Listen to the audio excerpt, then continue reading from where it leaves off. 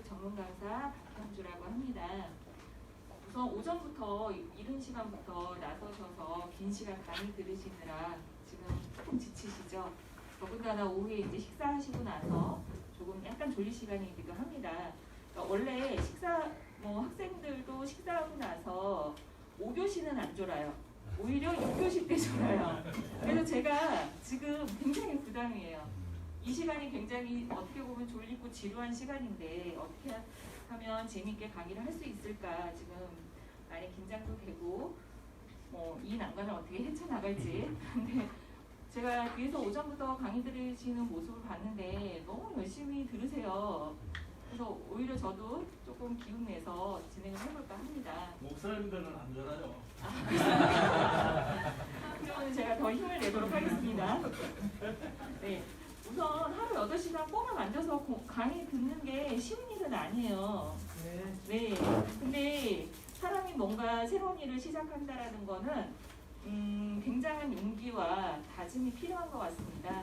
그래서 오늘 첫날이고 앞으로 이제 나머지 이틀 동안도 열심히 강의를 들으실 자신에게 미리 잘했다고 쓰담쓰담 좀 해보세요. 나 잘했어. 여기 오길 잘했어. 나 졸지 않고 잘 듣고 있어. 쓰담쓰담. 또 옆에 계신 분하고 눈인사로 화이팅. 악수를 할 수는 없으니까 화이팅 하시고 네, 해서 진행을 하도록 하겠습니다. 저는 우선 제 소개를 하면 우연한 기회에 전년도에 안전교육 전문 강사라는 직업을 알게 됐어요. 근데 안전사고라는 게 그냥 늘 일상생활에서 생활하다가 어느 날 갑자기 일어나게 되잖아요. 근데 알고 있는데 내가 왜 그랬지 하다가 사고가 발생하는 것 같아요.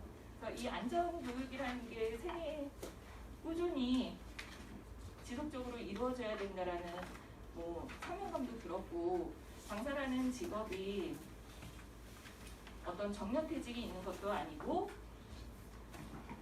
제가 힘들 것 같은데. 네, 지금 마스크 때문에 조금 뭔가 이거 있으니까. 그럴까요? 네. 괜찮을까요? 예. 감사합니다. 조금 낫네요. 네. 그래서 우선은 이제 제가 꾸준히 공부하면서 앞으로 내가 조금 더 발전할 수 있는 기회가 되리라는 확신도 들어서 다니던 직장을 과감하게 퇴사를 하고 지금은 이 일에 좀 더 집중을 하고 있습니다. 그리고 보시는 사진 어떠세요? 조금 어려 보이나요? 이게 저희 둘째 아이의 교복이에요. 작년에 고등학교 입학하면서 이제 교복을 새로 구입해서 왔는데 왠지 탐나는 거예요. 그래서 저도 입어봤는데 딸아이가 이제 커서 저하고 체격이 비슷해서인지 저한테도 딱 맞더라고요. 그래서 어찌나 뿌듯하던지. 그래서 조금 어려 보이기도 하고 제가 좋아하는 사진입니다. 그리고 이제 식사하시고 나서 이제 졸리 시간이잖아요. 강의 들어가기에 앞서서 뇌 운동을 조금 하고 시작하면 어떨까 해서 준비를 해봤습니다. 이거 아시는 분 계세요? 그래요? 이게 네, 맞아요. 이거를 30초 안에 완독을 하셔야 돼요. 30초 안에 완독 가능하신 분 계세요? 가능하세요? 시범 한번 보여주실래요? 그럼 어떻게 되는 거예요? 이거는 지금 낱말 있는 게 아니라 파랑, 노랑, 검정, 빨강, 노랑, 검정 그런 식으로 하는 네, 맞습니다. 낱말이 있는 게 아니라 낱말의 색깔을 읽어내셔야 돼요. 그러니까 파랑, 검정이 아니라 검정, 파랑, 노랑 이렇게 읽어내셔야 돼요. 조금 연습할 시간을 드릴까요? 한번 읽어보세요. 검정, 빨강, 파랑, 네. 노랑, 검정, 빨강, 노랑, 검정, 파랑, 노랑, 검정, 파랑. 지금 책을 읽으시는 건가요? 네. 가로를 읽으시는 게 아니고 병원에서 위에서 아래로 읽으라고 그랬는데 네. 그렇게 해서 했습니다. 그 순서는 관계가 없고요. 지금 제가 시간을 재드릴 테니까 30초 안에 완독이 가능한지 한번 테스트 해볼까요? 30초 넘어가면 이상한 건가요? 아니, 전혀 이상하지 않습니다. 아니야, 30초 넘는 사람들이 보내자고. 네. 글씨는 보이세요? 네. 저기 뒤에 분들도 보이세요? 다 보여요. 네. 그러면은 시간 재도록 하겠습니다. 시작. 검정, 빨강, 파랑, 노랑, 검정, 빨강, 노랑 검정 나가요. 노랑 검정 파랑 노랑 검정 빨강 파랑 노랑 검정 빨강 노랑 파랑 빨강 노랑 빨강 노랑 파랑 빨강 검정 파랑 노랑 병원에 가서 스톱! 지금 제가 30초를 딱 쟀는데요. 30초 안에 완독하신 분. 그래도 의외로 많으신데요. 이게 지금 보여드린 화면은 계획이나 행동을 지속적으로 진행하려고 하는 능력하고 그것에 방해되는 어떤 장애물이나 구간에 대해서 억제하고자 하는 집행 능력을 테스트하는 화면입니다. 아까 말씀하셨는데 이거는 치매 테스트의 한 종류예요. 근데 30초 안에 그럼 나 못 읽었는데 하시는 분은 좌절하지 마시고 지금 뭐 당장 치매에 걸린 건 아니니까 지속적으로 뭐 이 방법 외에도 뇌 운동을 할 수 있는 방법들이 많기 때문에 앞으로 꾸준히 뇌 운동을 하시면 될 것 같습니다. 어떻게 뇌 운동은 조금 되셨나요? 잠도 좀 깨셨을까요? 제가 오늘 준비한 내용은 범죄 안전에 대해서 강의를 준비를 했습니다. 그 중에서 피싱 사기에 대해서 말씀을 드리려고 하는데요. 피싱 사기란 어떤 건지, 피싱 사기의 특징이 무엇인지, 또 최근에 지금 사례가 이렇게 빈도수가 높아지고 있는 스미시, 메신저 피싱이라고도 하는데 이 피해 사례가 어떤 것이 있는지 또 예방법이 어떤 것이 있는지를 말씀드리려 합니다. 우선 피싱이란 뭘까요? 요즘에 뭐 피싱 사기, 예, 뉴스에도 많이 나오는 부분이죠. 혹시 이런 문자 받아보셨나요? 뭐 정부 정책 대출 상담하시려면은 몇 번으로 전화 주세요. 배송 오류로 주소지 다시 입력해 주세요.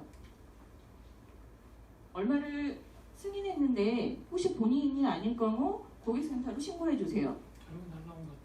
아빠, 나 넘어져서 폰 깨졌어. 급하다고 연락이 옵니다. 그러셨어요? 그리고 기관인 것처럼 확진자 이동 경로 확인하기 이런 식으로 문자가 뜹니다. 또는 저희는 여기 지금 서울 중앙지검 청담본부 행복합니다. 그래서 방문조사를 원하시면 저희가 방문조사 받게끔 조치를 취해야 수 있는 내용인데요. 지금 단독 사건이 아니라 연관돼 있는 분들이 대부분이 높게 계세요. 저희가 본인 날짜에 맞는 스케줄을 저희가 어떻게 맞춰드릴 수 있는 부분은 거기라서 음식동을 운영을 하실 시에는 형법 155조 1-1 증거인멸죄, 형법 152조 이등죄, 형법 132조랑 공무집행 관리자에 추가된 것에 대해서 명시를 해드리고 지금 가상의 차명 계좌 부분에 대해서 답이 안 돼 있는 상태입니다. 또 소유하신 금액이 대략 1,000만 원 지금 방문하셔서 업무를 보셔야 될 것 같아요. 설정된 부분이 안 돼서 금융감독에서 원하는 네, 지금 들려드린 메시지는 이제 뭐 기관 사칭에서 어떤 범죄 사실에 연루가 됐다, 아니면은 너의 정보가 유출이 됐다 이런 식으로 전화로 접근하는 보이스피싱의 사례를 보여드렸고요. 말씀드렸듯이 최근에는 이러한 문자들로 피싱 사기가 빈번해지고 있습니다. 우리가 흔히 말하는 보이스피싱은 2000년대 초반에 대만에서 시작이 되어서 뭐 중국, 한국, 뭐 일본, 싱가포르 등 주로 아시아 국가로 확산이 되게 됩니다. 이 보이스피싱은 사기 고문자 단독으로 저지르는 범죄는 아니에요. 굉장히 네트워크를 가지고 조직적으로 이루어지고 있는데 뭐 본부라던가 콜센터, 현금 인출책, 뭐 계좌 모집책, 그다음에 이거를 송금하는 송금책 등 네트워크로 구성이 되어 있는 아주 조직적이면서도 지능적인 범죄입니다. 초기에는 뭐 금융 지식이 부족하거나 아니면은 뭐 정보력이 취약한 계층에서 피해 사기를 많이 당했다라고 하면은 최근에는 그런 연령이나 뭐 직업, 계층 관계없이 피해 사례가 늘고 있습니다. 한 발 물러나서 보면 나는 아니겠지. 저걸 왜 속아? 하는데 그렇게 속아 넘어가는 경우가 많이 발생을 하게 되는 거죠. 그리고 최근에는 사기범이 이름이나 뭐 주민번호 아니면 나의 정보를 알고 미리 접근을 합니다. 그러면 누구시죠? 아니면은 뭐 누구 엄마죠? 이런 식으로 접근을 하기 때문에 뭐 기관이라고 하면은 믿는 경우가 많게 되는 거죠. 우선 피싱이란 개인정보와 낚시를 합성한 신조어입니다. 금융기관 등의 사이트나 아니면 메일로 위장을 해서 거기 해당 사이트에 접속을 하게 한 다음에 나의 정보 등을 빼가는 거죠. 그러니까 나의 정보를 불법으로 취득해서 그 정보를 악용해서 사기를 치는 수법을 말하게 됩니다. 대표적으로 보이스피싱과 요즘 증가하고 있는 스미싱, 뭐 쉽게 말해서 메신저 피싱이 있는데요. 요즘 코로나19로 인해서 뭐 사람들이 불안한 심리를 악용을 해서 뭐 대출을 갚아야 된다, 아니면 신용등급을 상향해야 된다라는 이유 등으로 돈을 송금하게 하거나 아니면 정보를 빼내서 본인들이 직접 인출하는 사례가 늘고 있습니다.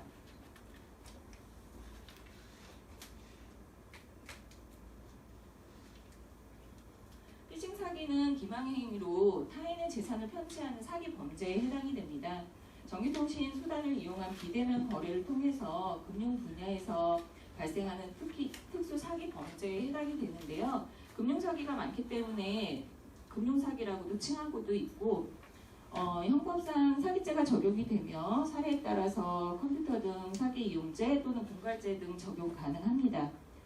10년 이하의 징역 또는 2천만 원 이하의 벌금에 처하고는 있지만 고액의 사기를 당한 경우에는 보신 처벌 수위가 조금은 약할 수 있는 부분일 것 같습니다. 그리고 알아낸 개인정보를 활용해서 말씀드렸듯이 최근에는 뭐 현금을 직접 송금하게 하지도 않고 그냥 자기들이 알아서 빼내가는 수법이 많기 때문에 이런 내 정보를 관리하는 내용에 대해서는 조금 더 평상시에도 뭐 유의 정보라든가 이런 부분을 숙지를 하고 계시면 도움이 될 것 같습니다. 우선 피싱 사기의 특징을 보면 기관 사칭, 심리적 압박, 발신번호 조작, 유창한 한국어 구사, 뭐 직접 인출 이체, 대포 통장의 특징이 있습니다. 검찰이나 경찰, 뭐 금융기관 아니면은 공공기관을 사칭을 해서 너의 정보가 유출이 돼서 어떤 범죄 사건에 연루가 됐다. 이거를 소명해야 된다라는 식으로 심리적으로 압박을 해오게 됩니다. 그러면은 피해자의 입장에서는 나도 모르는 사이에 뭐가 잘못됐나?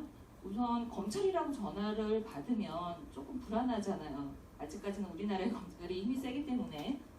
그래서 그런 식으로 심리적으로 압박을 하게 되고 전화번호가 발신번호 창에 조작이 가능합니다. 그러니까 해외에서 전화를 함에도 불구하고 우리나라에 신임받는 공신력이 있는 공공기관이나 금융기관의 번호인 것처럼 전화를 하게 됩니다.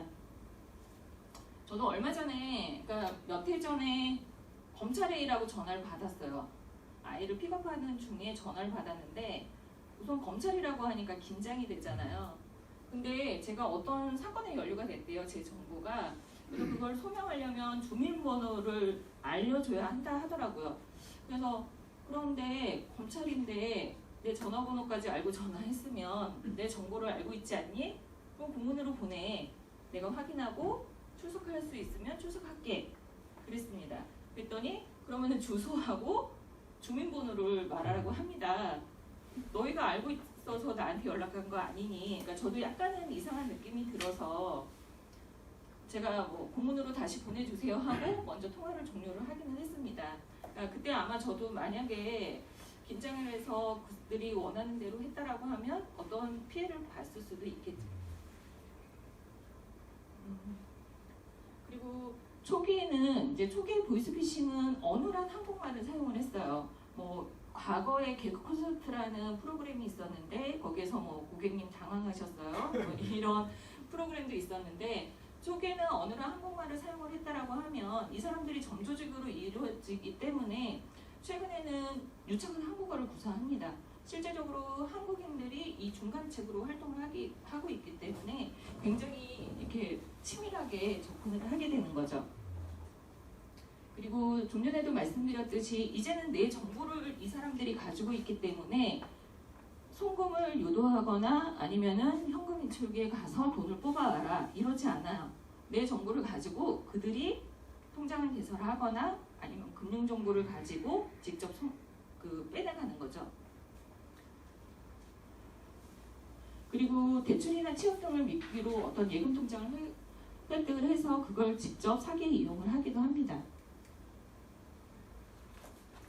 피싱 사기의 특징을 보면 신용불량자나 노숙자 아니면은 당장 대출이 필요한 사람 아니면은 취업생 등을 미끼로 해서 통장을 개설해야 된다 아니면 너의 정보가 필요하다라는 식으로 이런 계좌를 획득을 하게 됩니다. 그게 대포 통장인 거죠. 그리고 말씀드렸듯이 해외 본부가 있기는 하지만 발신번호가 조작 가능하기 때문에 이 국내로 무작위로 전화를 하게 됩니다. 그러니까 아무나 받아라 이거예요. 그러니까 아무나 받아서 속으면 양편치를 하는 거죠. 그리고 심리적으로 압박을 하는 사례가 개인정보 유출이 됐다. 너 어떤 범죄 집단에 네 이름이 올라갔다. 연루가 됐다. 이러면서 대출 같은 경우에는 대출을 받기 위해서 신용등급이 낮으니 신용등급을 상향하고자 하면 금액을 더 입금을 해야 된다. 아니면 기존 대출을 몇 프로 이상은 상환해야 된다. 이런 식으로 돈을 편취를 하는 겁니다. 그리고 이제 중간에 현금 인출책이나 송금책을 통해서 해외로 송금을 하면 이 송금책이 환치기 방법 등을 통해서 본부로 입금을 하게 되고 그 본부에서 편취를 하게 되는 거죠. 그리고 직접 알아낸 정보가 있기 때문에 글로벌 카드 등을 자기네들이 직접 만들어서 직접 인출을 하는 사례가 늘고 있습니다. 그리고 한 가지 사례를 말씀드리면 어떤 분이 며칠 뒤에 3천만 원이 통장에서 사라진 걸 알게 돼요. 당일도 아니고 어떻게 된 내용인가 경찰이 신고를 해서 조사를 해보니 이 사기범들이 불법으로 취득한 신분증을 가지고 핸드폰을 개통을 하게 됩니다. 그래서 이 핸드폰을 가지고 오픈뱅킹을 시도를 합니다. 오픈뱅킹은 하나의 앱에서 내가 가지고 있는 모든 계좌를 조회해서 이체하거나 아니면은 거기서 어떤 관리를 할 수 있는 앱인데 오히려 편리함이 독이 된 경우인 거죠. 그래서 내 정보를 관리를 하셔야 되는 거는 이제는 필수사항인 것 같습니다.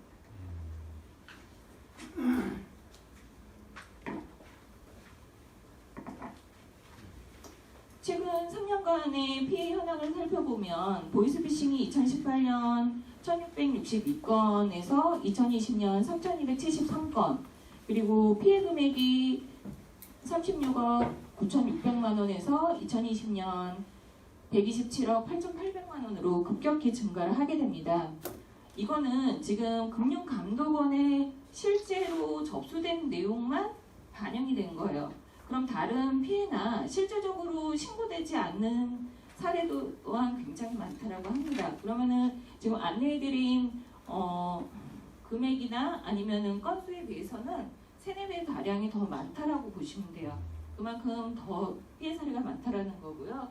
그 중에서 대출 빙자가 46%, 사칭령이 30%, 메신저가 24%인데 이 메신저 피싱은 최근에 카카오톡이나 아니면은 메시지 그리고 페이스북 메신저 이런 식으로 지인이나 가족인 척 접근을 해서 내 정보를 알아낸 다음에 그걸 악용하는 사례를 말합니다.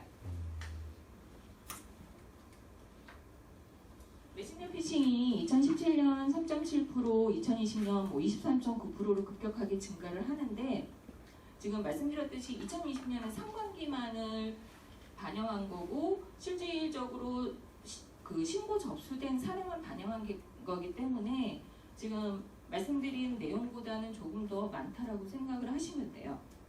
이 메신저 피싱은 지인을 사칭해서 접근을 해서 긴급한 자금이 필요한 척합니다. 엄마 나 핸드폰 깨졌는데 갑자기 수리를 해야 돼. 아니면 응급실에 갑자기 가야 돼. 또는 접촉사고가 갑자기 났어. 빨리 돈이 필요해. 이런 식으로 긴급 자금을 요청을 합니다. 그러면 지인이나 아니면 가족을 사칭해서 그 해당 번호가 맞게 들어오기 때문에 피해자 입장에서는 일단 위급한 상황은 넣으면 해야 되기 때문에 송금을 하는 경우가 많죠. 그리고 피해 금액이 그렇게 크지가 않아요. 단위가 몇 천만 원이 아니라 당장 내가 보낼 수 있는 금액 한도 내에서 어떻게 하려고 요구를 합니다. 그러면 당장 뭐 인터넷 뱅킹이 요즘 많이 발달되고 있기 때문에 당장 뭐 몇십만 원, 몇백만 원 정도는 보낸다라는 거죠. 그러면 사기범들은 뭐 그게 한 건이 아니라 나는 한 건이지만 여러 건을 했을 때는 굉장히 금액 자체가 커진다라는 겁니다. 그래서 오늘은 언택트 사회에서 점점 진화하는 스미싱 피싱에 대해서 조금 더 말씀드리려고 하는데요. 그럼 스미싱, 보이스 피싱, 뭐 최근에는 파밍이라고도 하는데 이 세 가지가 어떤 차이가 있을까요? 말이 어렵죠 조금. 보이스 피싱은 말 그대로 전화를 통한 사기 수법이고 스미싱은 말씀드린 대로 SMS, 뭐 카카오톡이나 메신저 등을 통해서 피해를 겪는 경우이고 파밍은 내 PC나 아니면은 핸드폰에 악성 앱을 깔게 합니다. 그럼 이 악성 앱이 내 핸드폰이나 아니면은 컴퓨터를 원격 조종해서 내 정보를 직접 취득해서 그걸 악용하는 걸 말하는데요. 근데 그 구분이 점점 없어지는 것 같아요.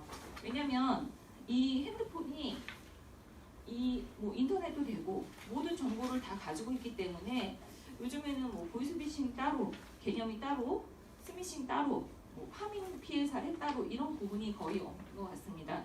굉장히 이렇게 복합적으로 피해가 일어나고 있다라고 보시면 될 것 같고요. 카카오톡이 피해 사례가 굉장히 많지만 최근에는 뭐 가족인 척, 자녀인 척, 아니면 지인인 척 그 문자나 아니면 페이스북 메신저로도 접근을 하는 경우가 많습니다. 뭐 발신번호 창이나 아니면은 프로필에 내가 아는 사람의 프로필로 들어오기 때문에 그걸 믿고 긴급 자금을 송금하는 경우가 많다라는 거죠. 그리고 최근에는 코로나19 상황 속에서 사람들이 불안하잖아요. 그래서 마스크 구입 방법이나 아니면은 재난지원 그 자금 뭐 신청 방법 아니면은 대출 신청 방법 이런 식으로 최근에 이슈화되고 있는 사회 문제 등으로 치밀하게 접근을 하고 있다라고 합니다. 사기범들도 기다가 걷다가 뛰다가 이제 날기 시작하니까 점점 더 진화가 되는 거겠죠. 제가 4개의 문자를 보여드리겠습니다. 어떤 게 피싱 사기 문자인지 한번 보세요. 이거는 전라남도에서 보냈네요. 이것도 이동 경로 확인하기.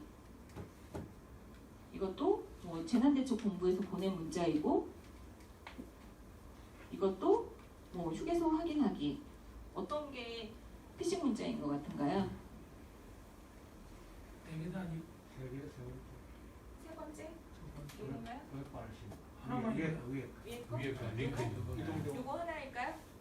밑에 거. 밑에 것도? 링크 있는 거 휴게소. 2개다. 휴게소하고 요거? 링크 있는 거. 링크 있는 거 2개다. 그러니까 지금 보시면은 2개는 링크가 있고 2개는 그냥 문자 내용이에요. 알림 문자. 그러니까 말씀하셨듯이 첫 번째하고 두 번째는 기관에서 보낸 문자가 맞습니다.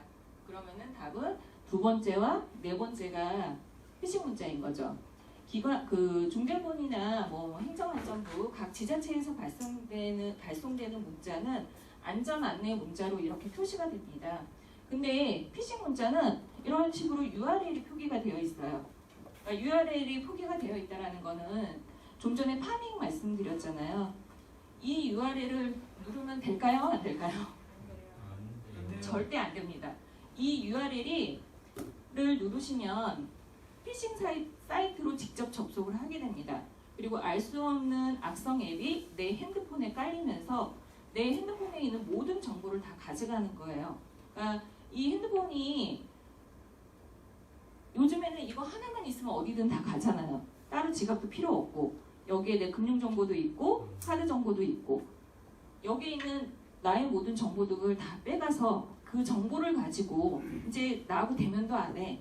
내 정보를 가지고 사기범들이 직접 사기 수법에 이용을 하게 되는 거죠. 그래서 카카오 알림톡이나 아니면 문자로 이런 URL을 확인하세요. 그리고 좀 전에 그 보여드린 그 예시 그 문자에 보면 전화번호가 있잖아요. 고객센터로 전화하세요.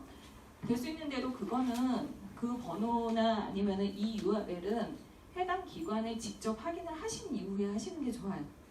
내가 승인하지 않았는데 뭐 카드 승인이 됐어. 고객센터로 문의해 하더라도 그러면 그 해당 홈쇼핑의 사이트에 대표 번호를 직접 조회를 하시거나 아니면 그 해당 홈페이지의 사이트로 이 URL을 클릭하시기보다는 그 홈페이지의 URL로 직접 접촉을 해주시면 될 것 같습니다.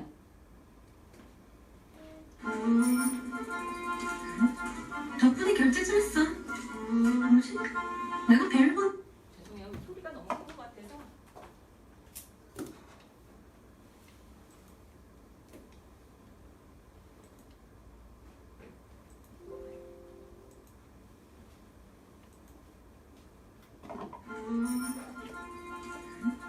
덕분에 결제 좀 했어. 뭐지? 내가 비밀번호 바꿨지롱. 이걸로 돈 좀 보낼게. 폰 속에 소중한 내 정보 누구도 넘볼 수 없도록 당신의 폰 생활에 안심을 심다. 네, 보셨던 화면은 한 그 핸드폰 회사의 광고예요. 이 핸드폰 자체의 보안 설정이 굉장히 잘 돼 있기는 하지만 이 사기범들이 알아낸 정보를 가지고 내가 결제를 하지 않았는데 내가 결제를 했대. 나는 비밀번호를 바꾼 적이 없는데 비밀번호를 바꿨대. 굉장히 당황스러운 상황이죠. 그래서 이 보안을 철저히 해야 된다라는 내용의 핸드폰 광고였고요. 내가 아는 당신이 아니고 내가 아닌 경우가 많아요. 그래서 그 점을 주의를 하셔야 될 것 같습니다. 피해 사례의 몇 가지를 조금 더 보여드릴 텐데요. 한 남성이 무런 종이 가방을 들고 나타납니다. 여성이 문 안쪽으로 안내하자 남성이 종이 가방에서 뭔가를 주섬주섬 꺼냅니다. 5만원짜리 100장 묶음이 7개, 3,500만원입니다. 가방에 도로 담은 현금은 고스란히 여성의 손에 넘어갑니다. 돈을 건넨 남성 이모 씨는 지난달 25일 사지도 않은 의료기기를 배송하겠다는 문자 한 통을 받았습니다. 뭔가 이상해 전화했더니 홈쇼핑 고객센터라는 곳에서 명의가 도용된 것 같다고 말했고 이어 연락한 경찰 안내에 따라 앱을 하나 설치했습니다. 보이스피싱이 의심스러웠던 이 씨는 혹시나 싶어 114에서 번호를 안내받고 경찰과 금융감독원에 직접 전화를 걸었습니다. 그런데 조금 전 통화했던 사람들이 그대로 전화를 받았고 이 씨는 안심했습니다. 그리고 2차 피해가 우려된다며 현금을 찾아오라는 말에 따라 현금 3,500만 원을 건넨 겁니다. 네, 보여드렸듯이 주문도 하지 않은 문자에 항의성 전화를 하게 됩니다. 근데 고객센터에서는 경찰 조사를 신고를 해보라고 해서 또 전화번호를 안내를 해요. 근데 여기 전화를 하니까 좀 전에 받았던 사람 같은데 어쨌든 뭐 경찰이라 하니까 그리고 이분께서는 실제로 전화를 끊고 이 전화번호가 맞는지 기관을 또 조회를 했대요. 근데 맞대요. 그러니까는 깜빡 속은 거죠. 근데 이게 어떻게 된 거냐면 좀 전에 이분께서 피해자가 URL을 눌렀잖아요. 이 URL 누르는 순간 내 핸드폰에 악성 앱이 깔리면서 이 피싱 사이트로 접속이 된 거예요. 그러면은 내가 전화를 하면은 이 중간 그 사기범들이 이 전화를 다 가로채는 수법입니다. 그러면은 나는 경찰에 전화했는데 결국에는 사기범들한테 전화를 한 거예요. 그럼 어떻게 해요? 경찰에서 너 피해 당했어? 그러면은 그거 구제하려면 너 사기 이력도 없애야 되고 여러 가지 절차가 필요해. 근데 무통장 입금은 안 돼. 이건 어쨌든 네가 현금으로만 그거를 현금으로만 대신할 수 있어. 근데 한 발 물러나서 보면 아니 저거 돈을 왜 갖다 줘? 돈을 어떻게 갖다 줄 수 있지? 했는데 보셨듯이 현금 몇 천만 원을 돈뭉치로 저렇게 전달을 합니다. 그러면 뒤돌아서면 굉장히 황당한 경우이죠. 한 발 물러나서 조금 차분히 생각하면은 저런 사건 사고가 없을 텐데 보통 그 상황이 되면 사람들이 긴장을 하게 되고 그리고 보이스피싱 같은 경우에는 전화를 못 끊게 한대요. 내가 거기를 진위 여부를 확인해야지, 내 자식인지 진위 여부를 확인해야지 하는데 실질적으로 돈을 줄 때까지 전화를 못 끊게 한답니다. 그래서 어르신들 같은 경우에는 계속 긴장하고 있는 상태에서 사람이 심리적으로 압박이 되니까 냉정한 판단이 안 되는 거죠. 그래서 이런 식의 피해 사례가 급증하고 있습니다. 한 가지 더 보여드릴게요. 한 여성이 휴대전화로 누군가와 통화를 하다 가져온 현금 봉투를 꺼내 옆에 있던 남성에게 건넵니다.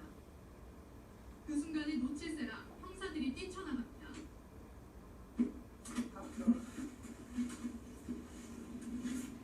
이 여성은 보이스피싱 조직에게 속아 현금 600만 원을 전달책에게 건네고 있었던 겁니다. 경찰은 서둘러 피해 여성의 휴대전화를 먼저 넘겨봤습니다.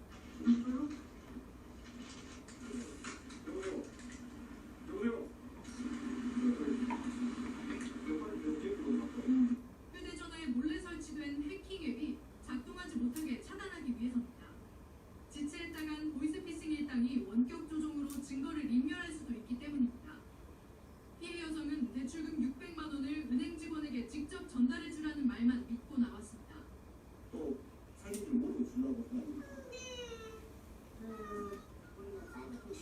이 여성은 전날 이미 현금 700만 원을 한 차례 건넸던 것으로 확인됐습니다. 그거는 그냥 대출 상황이라서 그분도 이미 생각돼서 이상이 없죠.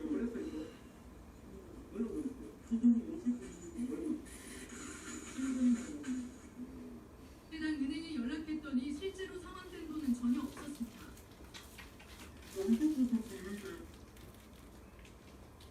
보셨듯이 전날에 상환을 했대요. 근데 은행에 전화하니까 상환이 됐나요? 안 됐나요? 안 되죠. 그러니까 한 발 물러나서 보니까 어떠세요? 아니 저거 돈을 왜 줘? 은행에 직접 상환을 하지. 저분이 조금 한심해 보일 수도 있는 부분이에요. 어떻게 보면. 근데 내가 그 입장이 되면 말씀드렸듯이 심리적으로 압박을 계속 가하기 때문에 결국에는 저런 식으로 피해 사례가 급증을 하고 있는 거죠. 은행에서는 최근에 통장 개설해 보신 분 없으신가요? 요즘에 통장 하나 만들려면 굉장히 까다롭지 않으세요? 네, 맞아요. 그러니까 왜냐하면 이런 피싱 범죄의 통장 개설이나 이런 명목으로 피해 사례가 늘고 있기 때문에 은행이나 금융기관에서도 통장 하나 개설하려면 굉장히 절차를 까다롭게 하고 있고 어떤 송금을 할 때도 몇 번씩 확인하는 보안 절차를 까다롭게 만들고 있어요. 그래서 말씀드렸듯이 이 사기범들이 이제는 날려고 해요. 그럼 어떻게 해요? 저렇게 지금 돈을 받으러 나오신 분이 어르신인 것 같아요. 그냥 아무것도 모르고 그냥 돈 받아오라 하니까 나가신 거예요. 그러니까 이분은 자기가 범죄에 연루가 됐다는 것도 인지를 못 하시는 거예요. 이런 식으로 중간 송금책이라고 해야 되나요? 그런 분들을 많이 이용해서 직접 돈을 갈취를 하는 거죠. 최근에는 이런 식으로 어떤 정부 지원 대출이라던가 보시면은 뭐 핀 번호도 있고 뭐 클릭해서 앱 다운로드 받으세요. 그리고 뭐 이동 경로 확인하려면 여기 누르세요. 그리고 본인이 아닐 경우 전화하래. 전화하면은 어떻게 돼요? 가로채는 거죠. 그리고 뭐 오후에 같이 체결하실 분, 한도 소진 임박, 선착순 몇 명. 그러니까 코로나19로 사람들이 어떤 자금이 필요하거나 뭐 특히나 최근에는 영세사업자나 아니면 소상공인을 상대로 하는 피해 사례가 급증하고 있습니다. 이런 심리적으로 불안한 거를 악용하는 거죠. 그리고 신용등급이 낮은 경우에도 뭐 신용등급 상향을 위해서는 네가 얼마를 입금을 해야 되니 얼마를 입금을 해라. 근데 한 발 물러나서 보면 이제 중복적으로 말씀드리는 내용 자체가 내가 그 상황에서 판단이 흐려지지만 않는다라고 하면 피해 당할 일이 없을 것 같아요. 근데 그 상황이 돼서 절실해지면 사람이 조급해지기 때문에 이런 피해를 당하는 경우가 많은 거죠. 엄마 바빠? 부탁 하나 해도 될까? 뭐 선배 지금 사무실이에요? 나 핸드폰 액정 나가서 컴퓨터로 지금 너한테 연락하는 거야. 보안카드 두고 나왔는데 지금 당장 송금해 줄 수 있을까? 기프트카드 구매해서 선배한테 보내야 되는데 나 급해. 뭐 급히 송금해줘야 될 돈이 있는데 네가 좀 송금해줘. 내가 들어가서 대신 해줄게. 메신저 피싱 자체가 내가 알고 있는 정보의 사람들의 아이디나 비밀번호를 도용해서 인터넷으로 접속을 합니다. 그럼 이 사람들이 내가 가지고 있는 정보를 가지고 접근을 하기 때문에 피해자 입장에서는 딸이 연락했네? 후배가 연락했네? 근데 당장 급하대요. 금액이 크지도 않아 또. 그러다 보니까 일단 송금을 하게 되는 거죠. 그러니까 이런 피싱 사례가 늘지 않도록 조심하셔야 되고 보통 카카오톡 메시지 창이나 아니면 뭐 요즘에는 문자에도 주의 경보가 뜹니다. 뭐 친구로 등록되지 않은 경우 뭐 유의하세요. 아니면 금전 요구를 하는 경우에 사기당하지 않도록 유의하세요 하고 보안 앱이 작동을 하기 때문에 항상 문자나 뭐 카톡 메시지를 확인할 때는 한 번 더 확인을 하시면 될 것 같습니다. 어떻게 보면 그냥 지인도 이제 못 믿겠고 자식도 못 믿겠고 가족도 못 믿겠고 그 국제선거증 인사 날라온 거 있잖아요. 네. 근로장려금, 네. 자녀 교육비 이런 건 어떻게 확인을 해요? 그거는 기관의 홈페이지나 아니면은 뭐 검색을 해보시면은 기관 대표 번호가 반드시 있어요. 그 핸드폰에 나와 있는 안내 전화나 URL로 접속하지 마시라는 거예요. 전화 여기 나 있는 전화. 네네. 그러니까 물론 진짜인 것도 있어요. 진짜인 것도 있는데 갑자기 어쨌든 한 번은 의심을 하시라는 거예요. 그러니까 물론 이렇게 좀 전에도 말씀드렸지만 자꾸 못 믿는 사회가 되기는 해요. 근데 조심하지 않으면 내 정보나 내 재산을 내가 지킬 수가 없는 상황이 된 거죠. 그렇기 때문에 그냥 그거 받았는데 기관에서 보낸 거 맞네? 그래서 그 URL 누르지 마시고 조금 번거롭더라도 그 홈페이지가 맞는지 검색해 보시고 그 홈페이지에 나와 있는 전화번호가 맞는지를 검색을 하시라는 거예요. 그러니까 이 보내드린 좀 전 화면에서 여기 전화번호까지 친절히 안내해주잖아요. 그리고 URL도 표시해주고. 근데 여기 될 수 있는 대로 이거를 이용하지 마시고 직접 확인해서 전화를 하시라는 거죠. 그리고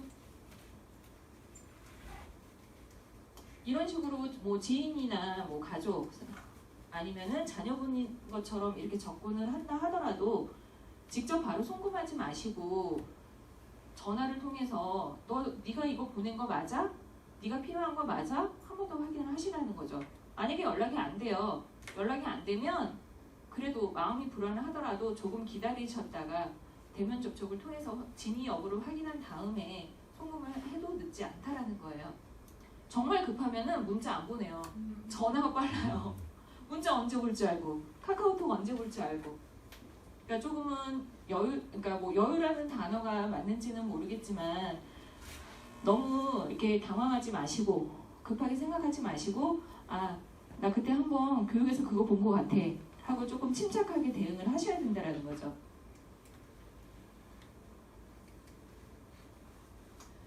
보여드리는 화면은 혹시 이거 아세요? 기프트 카드.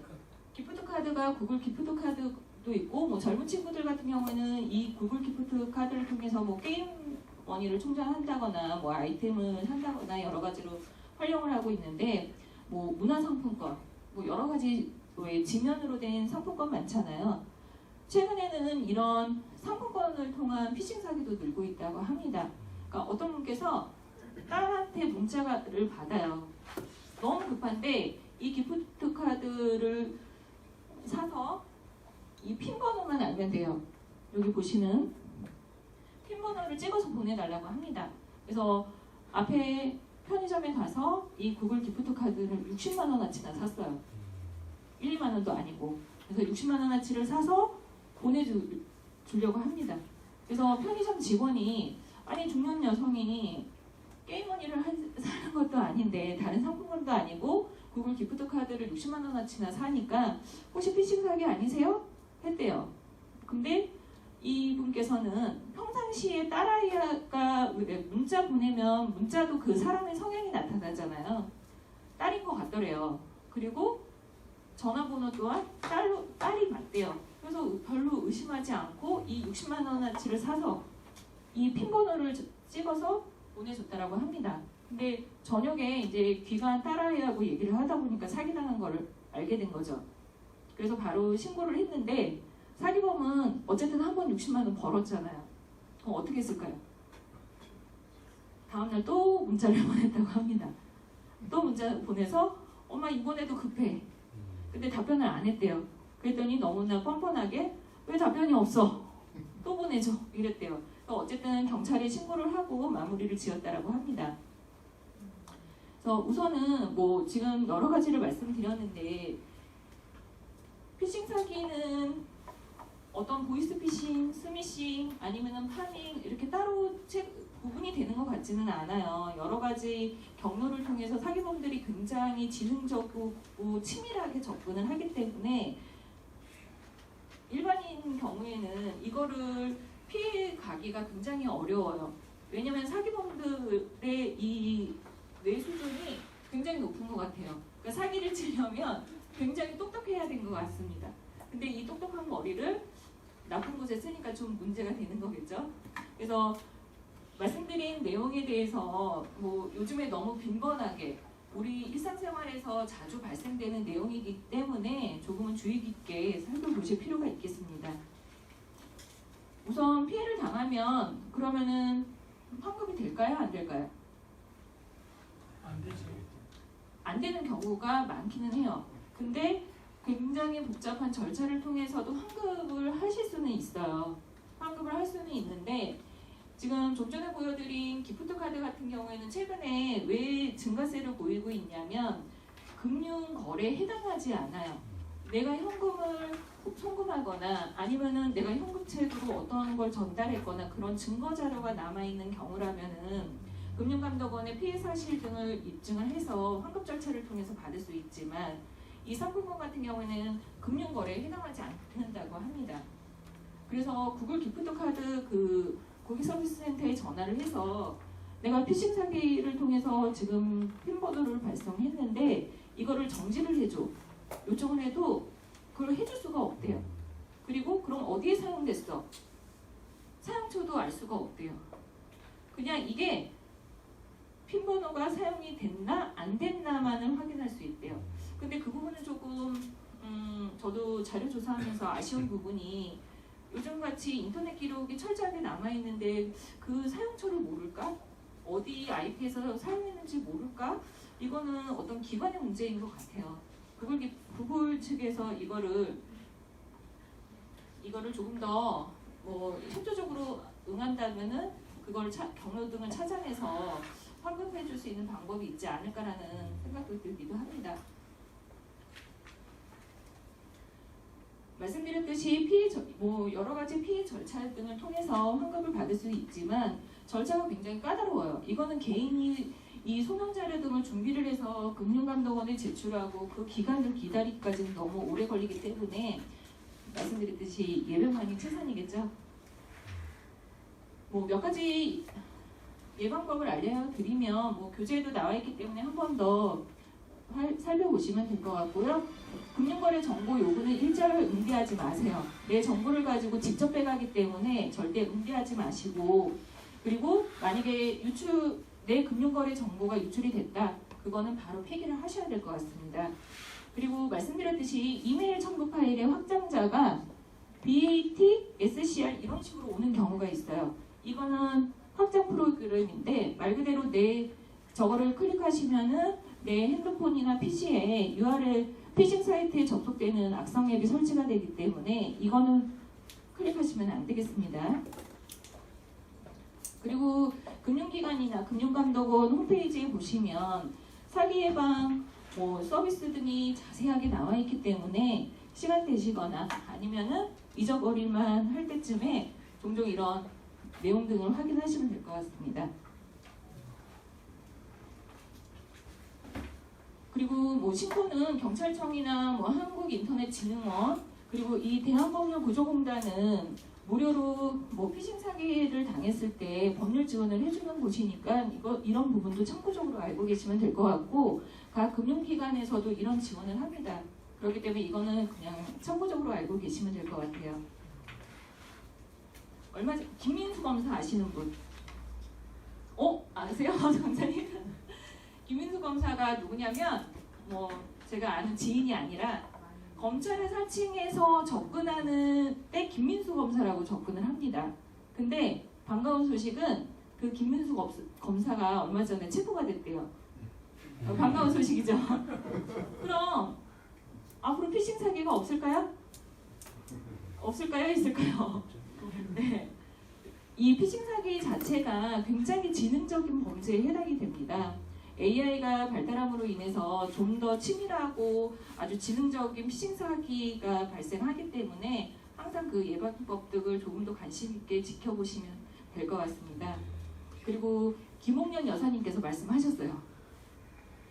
저희 모친이신데요. 남의 돈 먹기 쉽지 않다. 공짜는 절대 없다. 그리고 최근에는 주식 리딩방이라고 해서 주식을 통해서 사기치는 경우도 많은데 좋은 주식이고 좋은 정보면 본인들만 알고 있지 않겠습니까? 왜 알려주겠어요? 그러니까 그런 부분 등은 그런 부분 등은 항상 유의해 주시면 될 것 같습니다. 지금 시간이 딱 맞았네요. 앞에 조금 지연되는 바람에 저도 급하게만 제가 준비한 거 서두르고 하기는 했는데요. 말씀드렸듯이 피싱 사기 피해를 당하지 않기 위해서는 예방만이 최선입니다. 그래서 여러분들 이제 남은 시간도 강의 열심히 들으시면 될 것 같고 나머지 일정도 잘 마무리하시면 될 것 같습니다. 지금 이제 강의는 이제 제가 준비한 내용은 여기까지이고요. 3시 10분까지 쉬시고 다음 강의 들으시면 될 것 같습니다. 강의 들으시느라 고생 많으셨습니다.